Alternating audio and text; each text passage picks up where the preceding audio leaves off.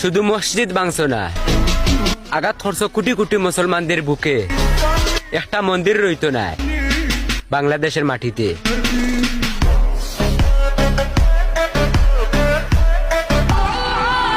লা ইলাহা ইল্লাল্লাহু মুহাম্মাদুর রাসূলুল্লাহ। দেখবো আপনার আঙ্গুলের কত জোর আছে, এই ভিডিওটা কত মানুষের কাছে শেয়ার করে পাঠাতে পারেন, আজকে প্রমাণ হয়ে যাবে।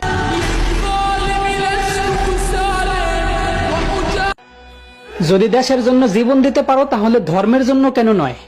যদি প্রয়োজনে মুসলিম হয়েও মন্দির রক্ষা করতে পারো তাহলে এখন প্রয়োজনে মসজিদকে কেন নয়? কোন ধর্মরে ছোট করে দেখতে ইসলাম শিক্ষা দেয় না, তয় ধর্মের পক্ষে লড়াই করতে আমরা করি না ভয়।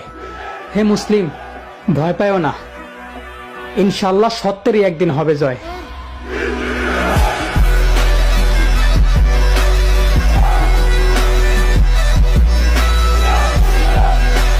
আমি আগে মুসলিম,